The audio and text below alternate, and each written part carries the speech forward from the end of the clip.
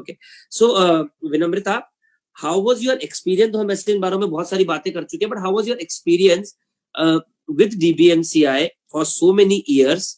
और what is your advice? क्या advice दोगे उन स्टूडेंट्स को जिन्होंने हमें सेकंड ईयर में या थर्ड ईयर में ज्वाइन करा है? बहुत सारे अभी मल्टीपल सोर्सेज हो गए हैं, तो बहुत सारे लोगों को ये डाउट होता रहता है, तो क्या, what do you think, what is your advice to दो स्टूडेंट्स? सर ऐसा है कि मतलब जब कॉलेज में जब जस्ट घुसते हैं तो ऐसे पढ़ने की इच्छा नहीं करती फर्स्ट और सेकंड में कि पीएमटी के लिए इतनी पढ़ाई करी है। तो व्हाट डीबीएमसीआई डिड इज कि हमको गाइड करा, चलिए सेकंड ईयर से हम क्लास अटेंड कर रहे हैं तो ठीक है, पूरे हफ्ते मस्ती कर ली, पर जो लास्ट के जो वीकेंड है तो सिर्फ नोट्स बना लिए उस टाइम। तो ये चीज हमको फिर इंटर्नशिप में जब हम बिल्कुल पीजी ओरिएंटेड हो गए थे तो हमको बहुत ज्यादा हेल्प करा इस चीज ने। तो मैं जितने भी न्यू कमर्स है जो सेकेंड और थर्ड ईयर में है अभी ज्वाइन कर रहे हैं, उनको यही बोलना चाहूंगी कि क्लासेस अपनी सीरियसली अटेंड करो। ये नहीं कि फर्स्ट बेंच पे बैठो, पर जहां पे भी हो पूरे ढंग से अटेंड करो, पूरे नोट्स कंप्लीट करो। ओके तो एक बार स्वप्निल, मुझे ये बताओ, तुमने सेकेंड ईयर में क्या किया, थर्ड ईयर में क्या किया, फाइनल ईयर में क्या किया, इंटर्नशिप में क्या किया? ये पहले चार चीजें बताओ, और फिर मुझे ये बताओ कि नीट की रैंक के बाद, रैंक तो अच्छी थी, कोई रैंक बेकार तो थी नहीं, रैंक बहुत अच्छी थी, बट तुम्हारे मन में यह था कि नहीं मुझे पीजीआई में जाना है, तो अपने आप को कैसे मोटिवेटेड रखा? सर सेकंड ईयर में तो सर कुछ खास किया नहीं था, सब लोग ने ऐसे ज्वाइन किया था क्योंकि ऑफर मिल रहा था कि मतलब लेस मिल रहा था, सबने एक साथ ज्वाइन कर लिया क्योंकि वो स्पॉन्सर्ड था, तो सब एक साथ चले गए। तो सेकंड ईयर में तो सिर्फ सेकंड ईयर की क्लासेस क्योंकि पैथो वगैरह और फार्मा की अटेंड की थी, पर सर ज्यादा नोट्स नहीं पढ़े थे टू बी टू। मतलब उसके बाद प्री फाइनल ईयर के अंदर बेसिकली मैंने फर्स्ट सेकंड और थर्ड ईयर पे मेन फोकस था कि उनको अच्छे से कर लेता। थर्ड ईयर में मतलब तुमने, मतलब देखा जाए तो सेकंड ईयर में एक प्रेशर ऑफ परफॉर्मेंस में ज्वाइन कर लिया, और कि भाई सब लोग कर रहे हैं तो चलो हम भी कर लेते हैं, थोड़ी क्लास लगाई, थोड़ी नहीं लगाई, थोड़ा सुन लिया, थोड़ा नहीं सुना, थोड़े नोट्स बना लिए एंड एक्सेट्रा, ऐसे किया। ठीक है, मेक सेंस। थर्ड ईयर में फिर फर्स्ट सेकंड और थर्ड ईयर तीनों पढ़े? मेडिसिन भी की थी सर, और फाइनल ईयर की, और मेडिसिन पढ़ी, ये अच्छी तरह पढ़ी? हाँ जी सर, मतलब ये अच्छे से नोट्स अच्छे से पढ़ लिए, मतलब और क्लास सुन के अच्छी तरह नोट्स लगाए और एमसीक्यूज भी किए इन तीन सब सर एमसीक्यू सब सब्जेक्ट्स की नहीं, पर जितने हो सके, मतलब कई जितने कर लिए। ठीक है, फिर उसके बाद फाइनल ईयर मेन सीरियस फिर फाइनल ईयर में आया था। फाइनल ईयर में ये सोचा था सिर्फ फाइनल ईयर के सब्जेक्ट्स ही करने हैं, अच्छे से करने हैं, ताकि अगली इंटर्नशिप में जरूरत ही ना पड़े उनको टच करने की ज्यादातर, मतलब इतने अच्छे से करने। तो फाइनल ईयर में सर क्वेश्चन बैंक भी लगाया और पूरे अच्छे से नोट्स, वापस क्लासेस ली और अच्छे से नोट्स बनाए। ओके तो बेसिकली अगर मैं इसको ब्रॉडली डिवाइड करूं तो तुमने 9 सब्जेक्ट थर्ड ईयर में पढ़ लिए। इससे सबसे बड़ा फायदा हुआ कि जो लोग फाइनल ईयर में 19 सब्जेक्ट पढ़ने की कोशिश करते हैं, उनके फाइनल ईयर भी कॉम्प्रोमाइज हो जाता है और फर्स्ट सेकंड थर्ड ईयर भी पूरा नहीं कर पाते। तो तुम्हारा वो बर्डन हट चुका था 9 सब्जेक्ट का। अब जो सारा का सारा बर्डन था वो सिर्फ फाइनल ईयर के सब्जेक्ट का था। अब फाइनल ईयर में फाइनल ईयर के सब्जेक्ट अच्छी तरह कर लिए, ताकि जब तुम इंटर्नशिप में पहुंचे तुम्हारे एक बार 19 के 19 सब्जेक्ट पूरे अच्छी तरह हो चुके थे, और टूटे फूटे सेकंड ईयर के 2 बार हो चुके थे। अगर मैं ब्रॉडली, यानी कि अगर कोई बच्चा सेकंड ईयर में और सिंसियर हो जाए तो उसका जो थर्ड ईयर और फाइनल ईयर का बर्डन है वो थोड़ा और कम हो जाएगा। हालांकि थोड़ा मुश्किल है, बट नहीं, ये मैं क्यों बोल रहा हूं, तुम्हारे बैच में और अब जो बच्चे आ रहे हैं उनके बैच में थोड़ा फर्क आ गया है। वो ये आ गया कि तुम सबका एग्जाम था पोस्ट इंटर्नशिप। आप सब लोगों के पास, अगर मैं थर्ड ईयर में आप पढ़ाई शुरू करते हो तो third year, final year, intern 3 साल बचे आपके पास। जब से नेक्स्ट आ जाएगा, जैसे अब जो फर्स्ट ईयर सेकंड ईयर में बच्चे हैं उनके लिए तो नेक्स्ट आ जाएगा, अगर उनके लिए नेक्स्ट आ जाएगा तो उनको एग्जाम इंटर्नशिप से पहले देना पड़ेगा। तो अगर उनको एग्जाम इंटर्नशिप से पहले देना पड़ा तो उनको तो 1 साल पूरा का पूरा कम हो गया। तो आप जब लोग थर्ड ईयर में सीरियस हुए, उनको तो उससे पहले सीरियस होना ही पड़ेगा, इसमें कोई डाउट ही नहीं है उनके लिए। ठीक है, अच्छा उसके बाद इंटर्नशिप में क्या किया?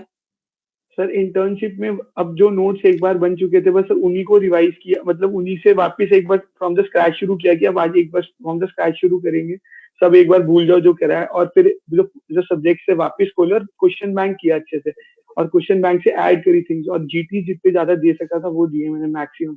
और जो टेस्ट सीरीज ज्वाइन कर रखी थी शेड्यूल बनाने के लिए, जो डीबीएमसी की offline classes, offline test series, उससे शेड्यूल को फॉलो कर करके सब्जेक्ट्स कंप्लीट कर रहा था। ओके अमन, एक बात बताओ, जैसे तुम सब लोग तो सेम ही पढ़ते थे, तो ये जो टेस्ट है इसमें कितने रेगुलर थे सब लोग? सर शुरू से ही बहुत रेगुलर थे, मतलब जहाँ भी टेस्ट, मतलब भाटिया की हमने टेस्ट सीरीज ज्वाइन कर रखी थी DBMCI की, सो हर संडे टेस्ट होते थे, सब्जेक्ट वाइज टेस्ट होते थे, प्लस मंथ में एक बार GT होता था। तो सर हम शुरू से ही रेगुलर थे, एक भी टेस्ट नहीं छोड़ा हमने, कई काम भी या कई ट्रिप्स भी कैंसिल किए हैं टेस्ट की वजह से। वाह, तो बेटा Sundays यही तो पे रैंक टेस्ट दिख होता रही था। है ना, जो लोग ट्रिप्स पे चले जाते हैं उनकी रैंक ये नहीं आ पाती है, बस यही डिफरेंस है। Very good. Exactly, sir. Vinamrata, मुझको एक चीज बताओ, how satisfied you were with the classes at DBMCI? Sir जो क्लासेस होती है DBMCI की, तो सर उनका सेटिस्फेक्शन में ऐसे अगर बोलूंगी तो 80 to 90% के बीच में है, बिकॉज टीचर्स तो आपको 100% देते ही है, but sometimes the time is lacking. कभी कभी ऐसा होता है कि आपकी क्लासेस पूरा टाइम नहीं दे पाते हो, कि लाइक कोई सब्जेक्ट को अगर 3-4 दिन चाहिए तो 2 दिन में कवर करना पड़ता है, बट जो मटेरियल उस टाइम में आता है तो दैट इज लाइक 100% राइट। फिर आगे की मेहनत तो आपको खुद को ही करनी है। और सर DBMCI क्लासेस का ओवरऑल मोटिवेशन वाला पार्ट भी रहता है, मतलब अकेले बैठ के इतनी मोटिवेशन नहीं आती जितनी क्लास वाले मीडियम से आती है। ओके, मेरे को बहुत ज्यादा लगता है कि जो क्लासेस है ना, क्लासेस का जो सबसे बड़ा रोल होता है वो रोल होता है स्टूडेंट को एक ट्रैक पर लेकर आना, और उसके साथ में उसको कंटेंट इस तरीके से प्रोवाइड करना कि जो टारगेट है वो टारगेट हिट हो सके। ओके, एक क्वेश्चन है जो हमें सब लोगों से पूछना ही है। मुझे याद है कि जब मैं एग्जाम दे रहा था तो मतलब हमने जब जहाँ पढ़ाई की थी, मतलब कुछ कुछ लोग आपको याद आते हैं एग्जाम के अंदर। मतलब एज अ DBMCI मैं मानता हूँ कि हम सब अपना बेस्ट करने की कोशिश करते हैं हर स्टूडेंट के लिए, हर तरीके से भी ट्राई की कुछ भी ना छूटे किसी भी तरीके से, बट कुछ कुछ टीचर्स ऐसे होते हैं जो एक इम्प्रेशन छोड़ जाते हैं आपके ऊपर। तो DBMCI में क्या आपको कोई, अब आई एम श्योर कि आप तीनों अलग अलग, दोनों बहुत फ्रेंड्स हो, बट आप तीनों के अलग अलग हो सकते हैं ये, तो कुछ नाम जो लेना चाहोगे? सर अश्विनी सर एक सबसे ऊपर, और सर जय अरोड़ा सर। डॉक्टर अश्विनी को हटा देते हैं इस लीग में से ना, डॉक्टर अश्विनी के बात करते हैं। डॉक्टर जय अरोड़ा सर उनसे थोड़ा सा ही पढ़ा था हमने, सैटेलाइट क्लासेस में पढ़ा था, पर सर उनका जो मतलब आज तक वो उनकी आवाज गूंजती है सच्ची में, वो एक एक चीज याद रहती है। मतलब एग्जाम में शक्ल याद आई कि नहीं आई, हमारा ये क्वेश्चन होता है। हाँ जी सर, पक्की बात है सर, वो उनका देखते ही, मतलब जो क्वेश्चन दोनों टॉपिक्स पढ़ाए थे ना, डॉक्टर जय अरोड़ा भी सुन रहे हो इस बात को, और हमारे स्टूडेंट भी सुन रहे हो।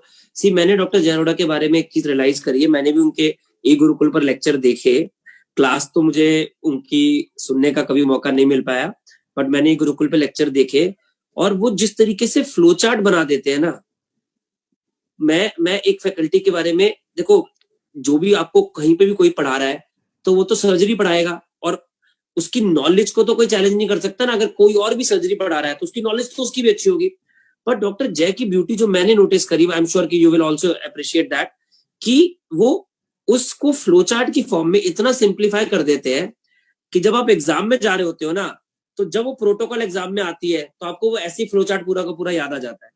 क्या मतलब ऐसा मैं क्या मान सकता हूँ कि ये इसी तरीके का कुछ कुछ एक्सपीरियंस रहा होगा एग्जाम में? एग्जैक्टली सर, और सर उनमें कॉन्फिडेंस इतना है। सर्जरी में काफी ज्यादा कंट्रोवर्सीज होती हैं कि स्पेशली अगर टॉपिक देखें, ट्रॉमा और ब्रेस्ट एंड जनरल सर्जरी पढ़ी थी हमने उनसे, तो उसमें काफी कंट्रोवर्शियल टॉपिक्स हैं, लेकिन वो जिस कॉन्फिडेंस से वो जो आंसर बोल देते हैं, तो अपने आप में कॉन्फिडेंस आ जाता है कि इसके आगे कुछ देखना ही नहीं है, एंड दिस इज फाइनल, मतलब यही देखना है मुझे, आसपास नहीं देखना, चाहे कोई भी स्टूडेंट बोले। डेफिनेटली ये वाली बात मानता हूँ कि जिसने डॉक्टर जैसे सर्जरी नहीं पढ़ी, चाहे वो किसी और से भी पढ़ ले, वो कुछ ना कुछ तो मिस कर ही रहा है, वो 100% कुछ ना कुछ मिस कर ही रहा है। हाँ विनम्रता बेटा, आप कुछ बोल रहे थे? वही ये जय सर की जो TND क्लास हुई थी इन द इंटर्नशिप, मतलब हमने वो तो पढ़ा नहीं, उनकी TND हम अलग से अटेंड करने गए थे, बिकॉज जितने भी न्यू अपडेट्स है वो उनको बहुत सिंप्लीफाई करके पढ़ा देते हैं। हमने जैसे नहीं करी, TND को फॉलो नहीं करा था, बट एक जय सर की क्लास लगाने के लिए अलग से गए थे हम। स्पेशल जय सर की क्लास लगाई थी सर। और क्या दिल्ली आके लगाई थी? नहीं TND हम वो जो अच्छा, ओके ऑलराइट।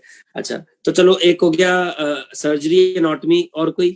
राम्यश्री मैम ने ओबीजी बहुत ज्यादा अच्छी पढ़ाई थी, बहुत इंटरैक्टिव तरीके से पढ़ाती है मैम। ये क्लास में ही पूरा याद हो जाएगा एंड साथ साथ वो फन के साथ पढ़ाती है, तो इंटरेस्ट बना रहता है पूरे सब्जेक्ट में। Okay, great. Any other? और आप सर? आप तो वही सर, मैं सामने बैठा हूं ना, आप भी सर अलग लीग, सर आपका भी अलग लीग ही है सर आपके लिए तो एक पॉइंट है, जब पीजे एग्जाम था ना, तो पीजे एग्जाम से पहले इतनी कोई सर वो मतलब वीडियो तो बहुत ओरिएंटेड नहीं थे तब, तो आपका ही वीडियो था ऐसे 2-3 मिनट का कि पीजे अटेम्प्ट कैसे करना है, तो हम तो बस ब्लाइंडली वो फॉलो करा, 600 बीच में लगा हाँ, तो ये मेरा मानना है। एग्जैक्टली हम बाहर, हम सर एक स्टोरी बताऊंगा सर। हम एग्जैक्टली सेंटर के बाहर खड़े थे, हम थे, मैं और विनम्रता थे साथ में। सो मतलब मेरी स्ट्रेटेजी थी कि I will attempt around 550 to 500 and exam centre के बाहर विनम्रता मुझसे बोलते कि रजत सर का मैंने वीडियो देखा एंड ही सेड कि यार 600 to 650 अटेम्प्ट करना है। तो मैंने एग्जाम सेंटर के बाहर अपनी स्ट्रेटेजी चेंज किया, शायद वही वर्क किया, मैंने थोड़े ज्यादा अटेम्प्ट किए एंड काम आ गई ना। अग्रेसिव खेला। सर वो जी, मेरी भी वो वीडियो बहुत सही थी। इतने सालों में मुझे अब ऐसा लगता है कि मैं रेडियोलॉजी पढ़ाना छोड़ देता हूँ, स्ट्रैटेजीज पे ही बातें करनी चालू कर देता हूँ। इस बार मुझे इतने मैसेजेस आ रहे हैं स्टूडेंट्स के, जो ये बोल रहे हैं कि सब अनफॉर्चुनेटली हम आपकी क्लास तो अटेंड नहीं कर पाए थे, बट आपके जो स्ट्रैटेजीज के वीडियोज हैं वो बहुत हमें काम आए, और हम उसके लिए थैंक यू बोलने के लिए आपको फोन कर रहे हैं। क्लास तो अलग एस्पेक्ट है, बट ये स्ट्रैटेजीज एक्चुअली मैंने इतने सालों में स्टूडेंट्स के एक्सपीरियंसेस से और चीजों को एनालाइज कर असेस करी है। इनफैक्ट अमन, मैं बताऊंगा कि पहले पीजीआई में 500 to 550 की स्ट्रैटेजी ही रहती थी, क्योंकि over a period of time हमने ये नोटिस करा है कि पहले पीजीआई का पेपर वो इस तरीके का बनाते थे कि जो नंबर ऑफ करेक्ट ऑप्शंस थी वो इतनी होती थी, बट जिस तरीके से पैटर्न बदल रहा है, जिस तरीके से इमेज बेस्ड क्वेश्चंस भी अब उन्होंने ऐड करने शुरू कर दिए, वो 600 to 650 तक चले गए हैं। तो ये तुम्हारे जूनियर्स को भी जब सजेस्ट करो, जब गाइड करो, तो यही पैटर्न में जो रहेगा वो डेफिनेटली इसको एक एज मिल जाएगा। मैं ये नहीं कहूंगा कि जो 500 अटेम्प्ट कर रहा है उसकी कभी रैंक नहीं आ सकती, उसकी भी आ सकती है, बट जो एक स्टैंडर्ड स्ट्रैटेजी होती है के अंदर ये बहुत काम करेगी। क्या सजेशन रहेगा? Can you anybody of you can see the Facebook live students के डाउट, क्योंकि मैं देख नहीं पा रहा हूँ इसके अंदर। तो ओपन कर देखो, अगर दिखते हैं तो स्टूडेंट्स ने, अगर और कुछ नहीं है गाइज, अगर आप में से किसी को कोई डाउट पूछना है तो पूछ लो, मेरे को भी दिख नहीं पा रहा है इसके अंदर। इफ आकर्षण कैन हेल्प मी, आकर्षण एक बार देखो मुझे, I am not able to see the live, या I can see it now. Okay, तो बहुत सारे डाउट्स आ गए हैं, तो चलो अब मैं डाउट्स लेता हूँ। पेपर वो इस तरीके का बनाते थे कि जो नंबर ऑफ करेक्ट ऑप्शंस, एक मिनट, हाँ, तो मेरे पास डाउट्स आ गए हैं, अब डाउट्स लेते हैं स्टूडेंट्स के।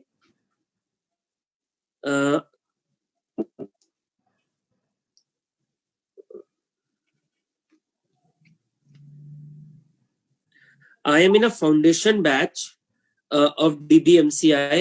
Guide me what is the approach from now on. एक एक करके क्वेश्चन लेते हैं। तो विनम्रता, तुमसे लेते हैं क्वेश्चन, क्या इसकी अप्रोच रहनी चाहिए स्टूडेंट की जो अभी फाउंडेशन बैच का मतलब है थर्ड ईयर एमबीबीएस में? तो सर जो थर्ड ईयर एमबीबीएस में उनका मेन फोकस होना चाहिए कि थर्ड ईयर में first, second and third year in तीनों के सब्जेक्ट्स के नोट्स कंप्लीट करे जाए एंड एमसीक्यूज जितने ज्यादा अटेम्प्ट कर सकते हो वो करे जाए। साथ में मेडिसिन या सर्जरी जो एक बड़ा सब्जेक्ट होता है फॉर द फाइनल ईयर, तो उसके नोट्स भी उसी ईयर कंप्लीट करने का ट्राई कर सकते हो। फिर नेक्स्ट ईयर जब फाइनल ईयर आएगा तो just focus on the 9 subject जो फाइनल ईयर में है, एंड ऐसा नहीं कि शॉर्ट सब्जेक्ट्स है उनको छोड़, कंप्लीट द शॉर्ट सब्जेक्ट्स, क्योंकि ऐसा होता है कि लोग प्रोफेशनल एग्जाम्स के लिए जो कॉलेज के होते हैं तो शॉर्ट सब्जेक्ट्स पे ध्यान नहीं देते हैं, एंड अल्टीमेटली जब नीट का टाइम आता है तो वो ज्यादा स्कोरिंग होते हैं, तो शॉर्ट सब्जेक्ट्स को एक बार फाइनल ईयर में खत्म कर लेना चाहिए अच्छे से विद एमसीक्यूज एंड एवरीथिंग। फिर इंटर्नशिप में तो पूरा नीट ओरिएंटेड ही करना होता है। ओके, स्वप्निल, एक क्वेश्चन मेरा रह गया, तुमने बीच में छुटवा दिया मेरे से। नीट की रैंक के बाद मिड ईयर एग्जाम के पढ़ने के लिए क्या किया तुमने? सर एग्जैक्टली मैंने सोचा, मेरे मन में जरूर था कि एम्स और पीजे देना जरूर है, कि मन में ये नहीं रहना चाहिए कि दिया नहीं एग्जाम। सर जनवरी में तुम लोगों ने तो नवंबर दिसंबर में एग्जाम भी नहीं दिया because you were not eligible?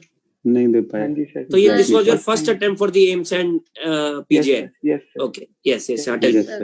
Sir जनवरी तो पूरा ऐसे फ्री छोड़ा, बिल्कुल कुछ नहीं किया। फिर फरवरी जैसे रिजल्ट आया तो रिजल्ट के बाद बोले खुशी थी, तो पूरा फरवरी भी ऐसे गया। और मार्च में थोड़ा स्टार्ट करने की कोशिश की पर हुआ नहीं, मतलब क्योंकि सब लोग दोस्त पार्टी कर रहे थे और किसी का मन नहीं, तो कुछ खास नहीं किया था सर। फिर लॉकडाउन हो गया सर, घर आए।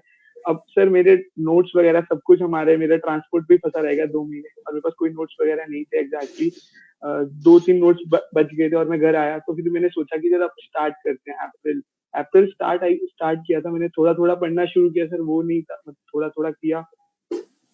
फिर सर जीटीज वगैरह दिए, फिर थोड़ा सा स्कोर लगने लगा कि हाँ यार अभी भी इतना आता है, थोड़ा पुश मिल गया कि हाँ कर सकता हूँ मैं यहाँ से। फिर सर मैंने पीडीएफ वगैरह से अरेंज किया, जो भी थोड़ा थोड़ा पढ़ना शुरू किया। फिर सर मई एंड के आसपास मेरे पास नोट्स था, फिर मेरे पास ट्रांसपोर्ट से नोट्स आए, फिर मैंने लास्ट रिवीजन एक फटाफट वाली रिवीजन नोट्स से फटाफट कर ली थी। और सर फिर मतलब जीटीज बहुत सारे दिए सर, जीटीज से मतलब काफी पता चल गया कि हाँ यार बिलोंग करते हैं, अभी कर सकते हैं यहाँ पे। तो यानी कि और अगर फिर मैं सर मोटी मोटी बात करूं कि कुछ एक्स्ट्रा नहीं पढ़ा, जो पढ़ा एक्स्ट्रा कुछ नहीं किया, मतलब यानी कि जो नॉलेज एक्वायर की थी वो तो वो जो एमबीबीएस में ही एक प्रॉपर फाउंडेशन बना लिया था, उसी को थोड़ा सा और स्ट्रेंथन करने की कोशिश की, और वो भी बहुत ज्यादा नहीं, 2-3 महीने तो जैसे लग रहा है कि इतना पार्टीज वार्टीज में निकल गए, मगर उसी चीज को आगे एड ऑन किया। तो ये बहुत ही अच्छा मैसेज है, और सारे स्टूडेंट्स को ये मैं बात समझाने की कोशिश कर रहा हूं कि ये बात याद रखना फ्रेंड्स, कि ज्यादा पढ़ने से रैंक नहीं आती, पढ़ने की कोई लिमिट नहीं है। मैं ये नहीं कह रहा कि कम पढ़ो, पढ़ो, जितना पढ़ सकते हो उतना पढ़ो, मगर क्वालिटी पढ़ने से रैंक आती है। अगर 2-3 टॉपिक कम भी पढ़ लोगे तो इतना मैटर नहीं करेगा, मगर जितने टॉपिक पढ़े हैं उनको इस तरीके से पढ़ो कि उसमें कभी कोई गलती ना हो सके। जैसे मैं हमेशा क्लासेस में भी बोलता हूं, सिर्फ अपने आप से एक ही प्रॉमिस करना है कि ऐसी कोई चीज गलत नहीं करनी एग्जाम में जो आपने पढ़ी हुई है। जो नहीं पढ़ी हुई वो गलत हो भी गई तो कोई फर्क नहीं पड़ेगा, बट ऐसी कोई चीज गलत नहीं होनी चाहिए जो आपने नहीं पढ़ी। तो मेरा भी सजेशन सब स्टूडेंट्स को यही रहेगा कि आप कोई भी स्ट्रैटेजी फॉलो कर सकते हो सकता है अमन की स्ट्रैटेजी थोड़ी सी अलग हो, स्वप्निल की स्ट्रैटेजी अलग हो, मेरी स्ट्रैटेजी अलग हो, विनम्रता की स्ट्रैटेजी अलग हो, बट उस स्ट्रैटेजी को स्टिक करो और उस स्ट्रैटेजी में जो जो चीजें पढ़ी हैं कुछ ऐसा करो कि वो एग्जाम में रिकॉल कर पाओ। ओके, विनम्रता, सेकेंड ईयर वाले स्टूडेंट के लिए क्या स्ट्रैटेजी रहनी चाहिए? तो सेकेंड ईयर से फाउंडेशन बैच में है तो उनके लिए sir first and second year में ही खत्म कर लो। एंड जो सेकेंड ईयर के मेजर सब्जेक्ट्स होते हैं like pathology, pharma and micro, इन तीनों के क्वेश्चंस भी लगा लो। एंड आई वुड से कि पैथो है जो, तो उसकी तो स्टैंडर्ड टेक्स्ट बुक भी पढ़ना, मतलब if it's possible to try to read Robbins, क्योंकि आपके कॉन्सेप्ट स्ट्रांग हो जाएंगे। तो लेटर फाइनल ईयर के time when you are reading medicine, तो पैथो के जो कॉन्सेप्ट्स बने थे they would help very much उस time. Okay, good. Aman, Neeraj ने क्वेश्चन पूछा है कि न्यू फाइनल में क्वेश्चंस करने का क्या फायदा है, या सिर्फ नोट्स पे फोकस किया जाए? न्यू फाइनल का मतलब हो गया प्री फाइनल मेरे ख्याल से। ओके। न्यू फाइनल का मतलब प्री फाइनल, थर्ड ईयर हो गया मेरे हिसाब से। सर नीरज क्वेश्चन को रिपीट भी कर देना बेटा, अगर ये नहीं हो तो हम थर्ड ईयर के हिसाब से आंसर कर रहे हैं इसको। हाँ सर, तो बोलो। तो बेसिकली अगर फाउंडेशन अपन ईयर्स देखें, that is second year and pre final year, so I would not recommend कि बहुत ज्यादा एमसीक्यूज में जाया जाए उस टाइम। तो ये बेस होता है, अगर अपन पीजीआई जैसे या एम्स जैसे एग्जाम देखें exactly, so they are based on basics. For PGI you can't study in one day, or you can't revise in 10 days. You have to have that knowledge. So try to gain as much knowledge as you can and try to make notes जितने subjects के हो सके. I would recommend final year के भी आप पहले ही कर लें तो बेटर है, क्योंकि final year में profs का pressure आ जाता है and everything, and you have to attend your clinical postings in final year and pre-final year. So तो आप फाइनल ईयर तक अपने नोट्स प्रिपेयर कर लें एंड उसके बाद आप एमसीक्यूज पर जाएं, क्योंकि आपके पास एक बार नोट्स अपने तैयार होंगे एंड एक फाउंडेशन रहेगी, तो you can go through the MCQs and it will be a cake walk. And in pre final year and second year you can go through all the standard books, as standard books are really necessary. You can complement with the notes. So sir, मैं basically follow करता था कि notes बना लिए, जैसे कोई भी classes से notes बनाए एंड उसको साथ में जैसे कोई टॉपिक पढ़ा एंड उसको साथ में स्टैंडर्ड बुक से पढ़ा, फॉर एग्जांपल पैथ के नोट्स लिए एंड साथ में रॉबिन्स देख लिए उस टॉपिक की. सो वो फास्ट प्रोसेस हो जाता था फ्रॉम बुक से भी आप यू कैन कैच कि आपको क्या पढ़ना है एग्जैक्टली, आपको पता चल जाता था इम्पोर्टेंट क्या है। तो सर ये स्ट्रैटेजी मेरे लिए वर्क करी कि नोट से स्टैंडर्ड बुक्स पे जाओ, एंड स्टैंडर्ड बुक से सर इमेजेस बहुत ज्यादा दिमाग में रहती हैं। नीट में आई रिकॉर्ड के कुछ सर्जरी बेली से कुछ टेबल्स आई हुई थी, सो मैंने इंटर्न में नहीं पढ़ी वो टेबल्स, लेकिन फाइनली मैंने कहीं ना कहीं वो देखी हुई थी tables, so I record and basically confidence gain हो रहा था मुझे कि शायद ये टेबल्स तो किसी को याद नहीं होंगे, and I have an idea कि what are these tables, what are these questions about. तो सर वो स्टैंडर्ड बुक्स एक इमेज बनाने में काम आती है। Yes sir. Yeah, I think I completely agree what you said. अच्छा, बहुत बच्चे पूछ रहे हैं कि आप क्या क्या स्पेशलिटीज लेना चाहते हो, तो मैं ही बता देता हूँ। अमन अभी मैमसी में मेडिसिन उसने ज्वाइन किया हुआ है और वो पीजीआई में मेडिसिन कंटिन्यू करेगा। स्वप्निल ने आरएमएल में मेडिसिन अभी लिया हुआ है, but again he will be shifting to medicine in PGI and as per the number of seats they are confirmed.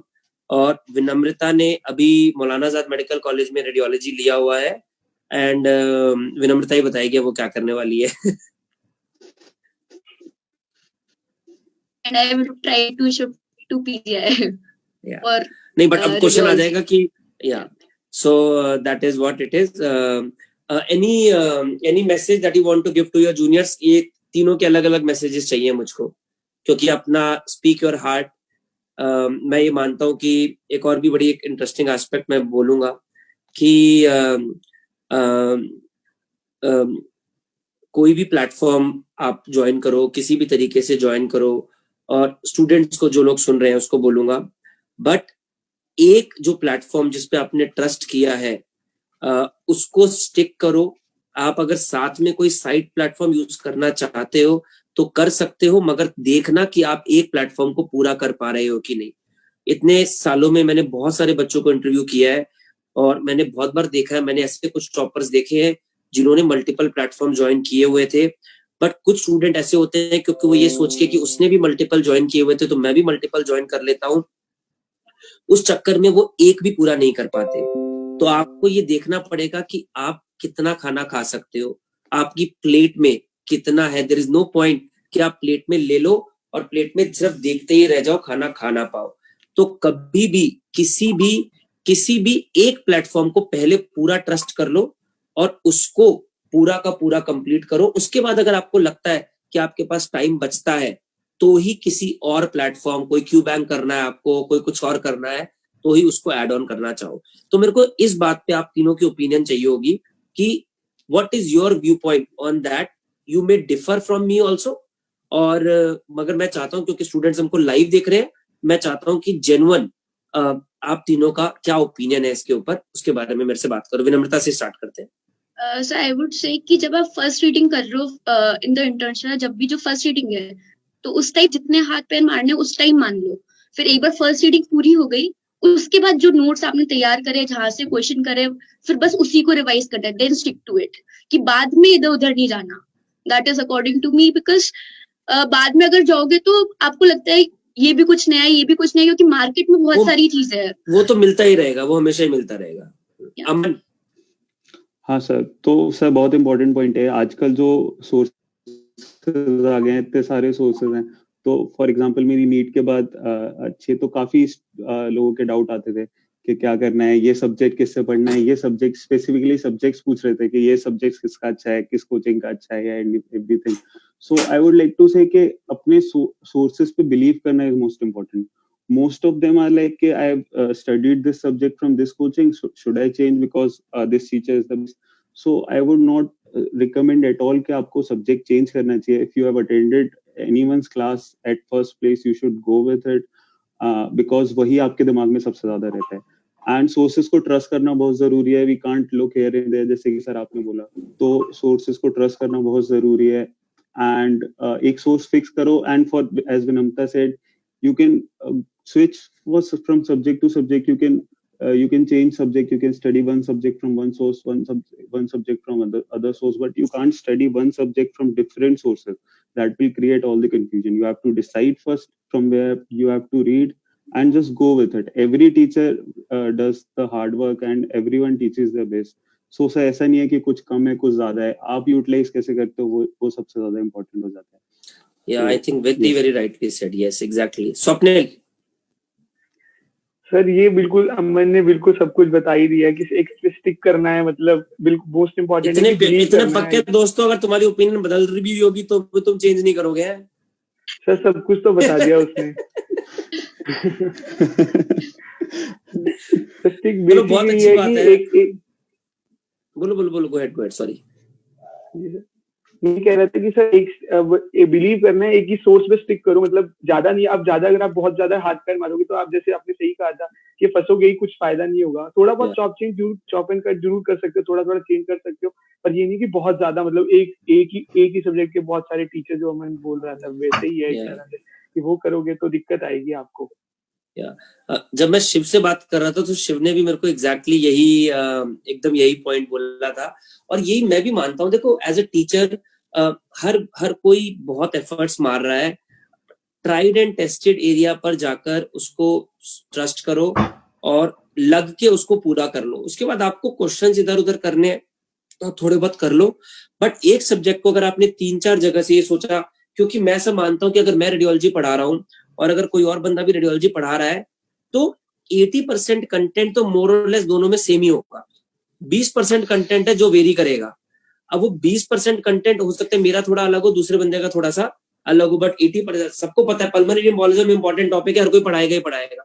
Head trauma important topic है, हर कोई पढ़ाएगा ही पढ़ाएगा। रेडियोथेरेपी इंपॉर्टेंट टॉपिक है, हर कोई पढ़ाएगा ही पढ़ाएगा। तो वो मेजर कंटेंट तो ब्रॉडली सेम रहेगा। अब problem क्या होती है, जब आप एक सब्जेक्ट को 2 जगह से करने की कोशिश करते हो तो हर किसी के पढ़ाने का तरीका अलग होता है। तो वो 80% में आप इतना टाइम वेस्ट कर देते हो कि वो 20% को गेन करने के चक्कर में आप वो जो 80% इंपॉर्टेंट था वही भूल जाते हो। तो ये मतलब बहुत ही अच्छा मैसेज है जो तीनों स्टूडेंट्स ने दिया है। सर जब तक कंटेंट को लिमिट किया जाए उतना बेटर है, क्योंकि रिवीजन में सर दिक्कत आती है अगर आपने बहुत ज्यादा कंटेंट पढ़ रखा है एंड कंटेंट थोड़ा लिमिटेड हो एंड स्ट्रॉन्ग कंटेंट हो, उस पर बिलीव कर तो आप, एंड क्यूबेन कोई भी आपने क्वेश्चन बैंक लगाया हो उससे आपने कॉम्प्लीमेंट किया उसको, सो उन नोट्स के साथ ही जाना चाहिए। And you can use your tricks revision के लिए, क्योंकि रिवीजन से आप भी बोलते हैं सबसे इम्पोर्टेंट पार्ट है revision and GTs grand test. So sir वो सबसे इम्पोर्टेंट है, एंड नोट्स को जितना लिमिटेड रखा जाए उतना बेटर है। बहुत ज्यादा सोर्सेज, बहुत ज्यादा बड़े नोट्स पर की नोट्स का कोई मतलब नहीं है। यस, जैसे रिवीजन बहुत स्मार्टली कर सकते हो आप, मतलब आपके नोट्स की फोटोज, जैसे हम लोगों ने क्या किया था, नोट्स की फोटोज ले ली थी जो कि बहुत ज्यादा वॉलेटाइल टेबल्स हैं, या आखिरी में एक नोटबुक की एक टाइप की नोटबुक बन गई थी आईपैड में, वो आखिरी जाने से पहले वो चीज रिवाइज कर ली, इंपॉर्टेंट टेबल्स। जैसे सर्जरी के जितने ज्यादा स्कोर्स और जैसे ट्रीटमेंट की स्टेजिंग्स आती हैं और कैंसर की स्टेजिंग्स आती हैं, तो वो सब मैंने कंपाइल कर रखे थे, तो वो रीड कर लिया मतलब 2 दिन पहले जाने से एंट्रेंस से, कि वो रीड कर लो, क्योंकि पता है वहां से क्वेश्चन आना ही आना है। तो इस तरीके से आप स्मार्टली आप, तो smart revision, basically smart revision is the key, आपको पता है कि जो टॉपिक आने वाला है उसको एकदम टारगेट कर लो। तो सी बेसिक मैसेज एज स्टूडेंट्स आप सब लोग देख सकते हो, तो the earlier you start the better it is for all of you. आप सेकंड ईयर में हो, थर्ड ईयर में हो, फाइनल ईयर में हो, कोशिश करो कि आपका बैकलॉग कम से कम होता जाए। अगर कोई सेकंड ईयर स्टूडेंट है तो अगर कोई फर्स्ट ईयर स्टूडेंट है तो मैं कहूंगा फर्स्ट ईयर के सब्जेक्ट को बहुत डिटेल में पढ़ते चले जाओ। अगर कोई सेकंड ईयर है जिसने फर्स्ट ईयर अच्छी तरह नहीं पढ़ा तो मैं कहूंगा सेकंड ईयर में फर्स्ट ईयर और सेकंड ईयर कंप्लीट कर लो। अगर कोई फर्स्ट ईयर और सेकंड ईयर में अच्छी तरह नहीं पढ़ा और थर्ड ईयर में स्टार्ट करता है तो मैं इसको कहूंगा फर्स्ट ईयर, सेकंड ईयर और थर्ड ईयर को अच्छी तरह पढ़ लो। अगर किसी ने उस टाइम पे भी नहीं शुरू किया, फाइनल ईयर में शुरू किया है, तो मैं कहूंगा जितना ज्यादा फाइनल ईयर में कंप्लीट कर सकते हो उतना कर लो, अब बाकी इंटर्नशिप में करना पड़ेगा। ठीक है, नेक्स्ट के लिए थोड़ा सा रिवीजन स्ट्रैटेजी चेंज हो जाएगा क्योंकि अब इंटर्नशिप वाला ईयर कम हो जाएगा। वो हमने ऑलरेडी बहुत सारे वीडियोस रिकॉर्ड किए हुए हैं, I will recommend all of you to watch those videos. Okay, all right guys, thank you very much for your time.